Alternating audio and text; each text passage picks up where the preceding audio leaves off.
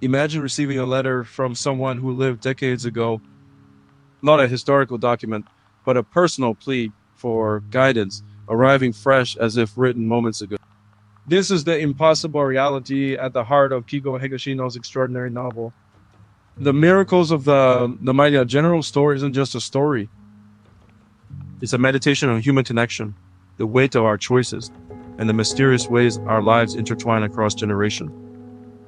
Today, I just want to take you deep into this masterpiece. Keigo Higashino is known for psychological thrillers that probe the darkest corners of human nature, but this novel reveals another dimension of his genius. Here, he explores healing rather than harm, connection rather than crime. Our story begins with three young men, Asuya, Shota, and Kai. They're petty criminals on the run after a botched robbery. Desperate for a hiding place, they stumble upon an abandoned store in a quiet neighborhood. The Namiya general store stands empty, its owner long dead. But as the three young men settle in for the night, something impossible happens. A letter drops through the mail slot. A letter asking for advice about what? You see, the Namiya general store was once famous for something unusual. Its owners, old Miss Namiya, would answer letters from troubled souls. People would drop their worries through the mail slot, and by morning, they'd find his thoughtful responses. But Namiya died 30 years ago, so how can letters still arrive? The answer defies logic. On this particular night, the store becomes a portal. Letters from the past flow into the present, and responses travel backward through time. First, Asuya wants nothing to do with it. He is a criminal, not a counselor. But curiosity wins. As three young men read the first letter, and despite themselves, they begin crafting a response. The first letter comes from someone calling herself Moon Rabbit.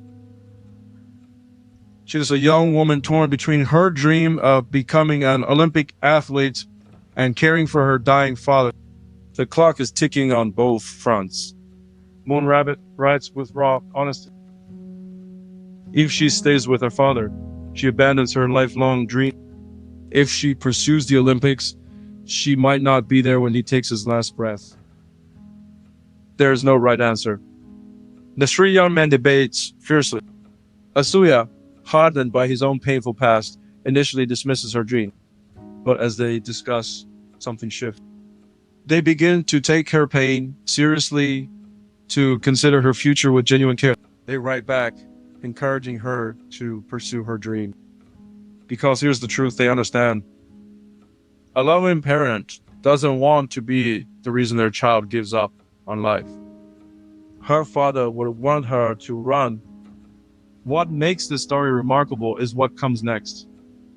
We learn that Moon Rabbit received their advice. She made her choice. And decades later, her decision created ripples that would touch lives in ways no one could have predicted.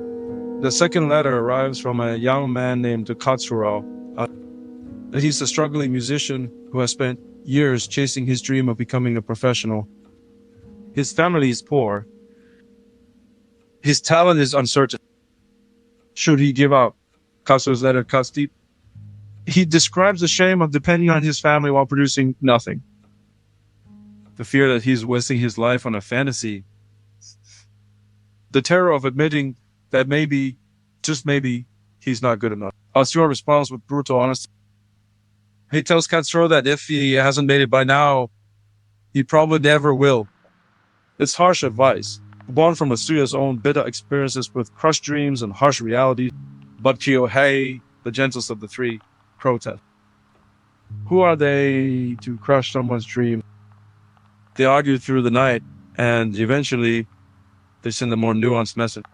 Kept trying, but set a deadline. Give yourself a limit. Years later, we learn Katsuro's fate. He never became famous. But during a fire at an orphanage, he gave his life saving a child. And the psalm he wrote before dying. It became legendary, touching millions of hearts. This is Higashino's profound message. Success isn't always what we imagine. Kasaw's music lives on because of how he lived and died, not because of record sales. His legacy was written in sacrifice, not celebrity. Here's something fascinating from a psychological perspective. When we give advice to others, we often discover wisdom we didn't know we possessed. The three young criminals are healing themselves by helping strangers. Each letter they receive mirrors their own unspoken struggles. Asuya sees abandoned dreams in Katsuro. Shoda recognizes family conflicts in another writer. Keohei finds his own loneliness reflected back at him. The third letter comes from a young woman facing an impossible situation. She's pregnant, unmarried, and her lover has disappeared. In 1980s Japan, this was social death. She's considering giving up her child. The young man's first instinct is judgment. But as they read her words more carefully, they see her courage. She's not asking whether to keep the baby. She's asking how to give it the best possible life. They advise her to seek help from a local orphanage called Maramitsu. It's a place known for caring for children with love and dignity. What they don't realize is that this orphanage is the same one where Katsuro will later die a hero. This is where Higashino's genius shines brightest. Every storyline connects us. The woman's child will grow up in Maramitsu. Katsuro's sacrifice will save that very child. And the three young men themselves have a connection to this orphanage. You see, Asuya, Shota, and Kohei grew up in Maramitsu orphanage. They were raised by the same love that they're now directing others toward. The circle is closing, though they don't yet see it. The novel doesn't excuse their crimes, but it explains that these young men were abandoned, shuffled through systems, told they were worthless. Crime seemed like the only path available, but tonight is changing them. With each letter they answer, something softens in them. They're not just giving advice, they're receiving it. Every word of encouragement they write to strangers is a message they desperately need to hear themselves. Through flashbacks, we learn about older Mr. Namiya himself. He started answering letters as a joke, responding to silly questions from neighborhood children. But gradually, real problems arrived. Real pain. Real desperation. Namiya took every letter seriously. He would spend hours crafting responses, agonizing over every word.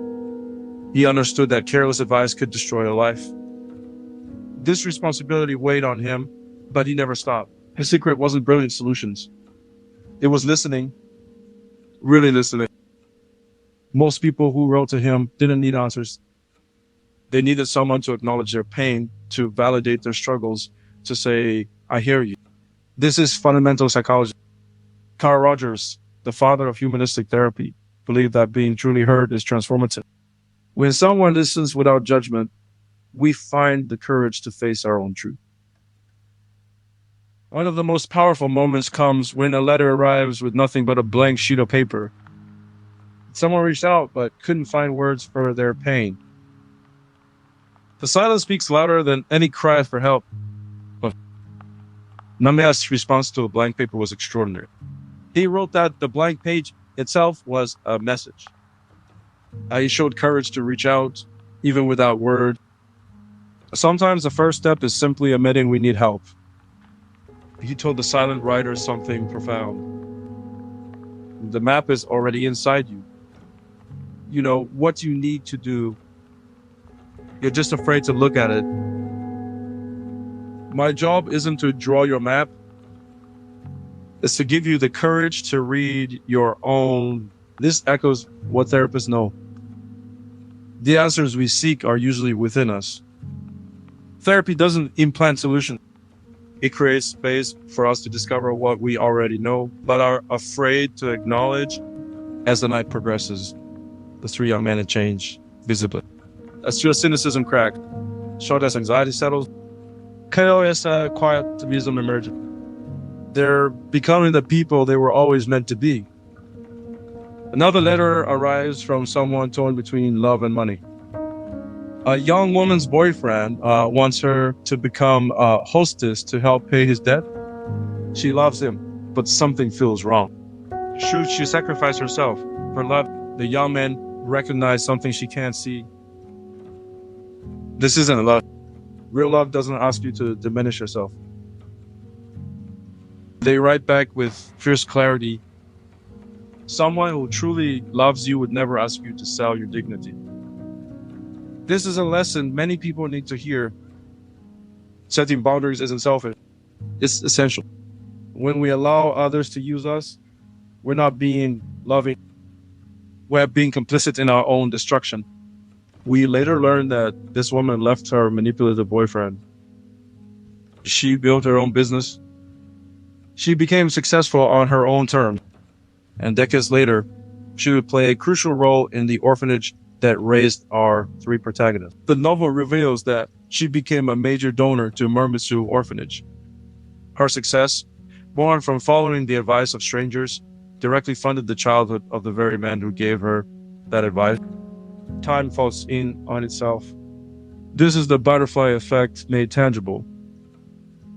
A kind word, a moment of genuine attention, ripples outward through decades. We never know how our smallest actions might transform someone's entire life trajectory. As dawn approaches, the letters fly. The magical connection between past and present begins to fade. The three young men realize their night of transformation is ending. But they are not the same people who entered. But there's one more letter. This one isn't from the past. To Mr. Namiya himself, written just before his death, meant for whoever might find themselves in his store on this magical night. His letter speaks directly to them. He knew somehow that troubled souls would find his store. He thanks them for continuing his work. It tells them the most important truth he learned in all his years of listening. The map is already inside you. You write, you came here lost, but you are not lost. You have been finding yourself all night by helping others find themselves. This is how healing works. We heal together, or not at all. This is perhaps the novel's deepest truth. We are not isolated beings struggling alone. We are threads in an infinite tapestry. When we help one person, we help everyone connected to them across time. The three young men make a decision. They will turn themselves in for their crime. But more importantly, they will change their lives.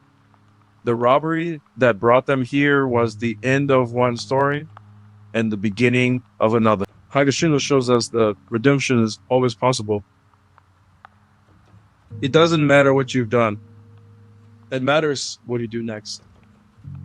Every moment is a chance to choose differently, to become someone new. From a psychological perspective, this novel illustrates that therapy can happen anywhere. A letter, a conversation, a moment of genuine connection. Healing doesn't require a professional office. It requires presence and care. The novel also teaches us about the courage it takes to ask for help. Every letter writer had to overcome shame and fear to reach out. That vulnerability, that willingness to be seen in our brokenness is the first step toward wholeness. And sometimes the best advice comes from unexpected sources. Three criminals became counselors. An old shopkeeper became a sage. The people we dismissed might hold exactly the wisdom we need. I believe we all have a Namiya general store within us, a place where we can offer compassion, where we can listen without judgment, where we can help others find their own maps. We just need to open the door. Perhaps there's a letter you need to write, not to a magical store, but to yourself. What would you ask if you knew someone was truly listening? What truths are you afraid to face? What map is already inside you? And perhaps there's someone in your life who needs you to be their Namiya store. Not to solve their problems, but to listen, to acknowledge their pain, to remind them that the answers they seek are already within them. Higashino's novel reminds us that time is not as linear as we think. Our actions echo backward and forward. The kindness we show today might save someone will never meet in a time we'll never see. This is both humbling and empowering. Every small act of compassion matters. Every moment of genuine attention creates ripple. We are all, in our own way, writing letters to the future. The Miracles of the Namiya General Store isn't just a novel, it's an invitation to listen more deeply, to connect more genuinely, to trust that even in our brokenness, we have something valuable to offer. So I leave you with Mr. Namiya's wisdom. The map is already inside you. You know what you need to do? You just need the courage to look. And perhaps in helping others find their way, you'll discover your own. Thank you for spending this time with me, exploring this beautiful story. May you find your own Namiya store, both within yourself and in the world around you. Until next time, take care of yourselves and each other.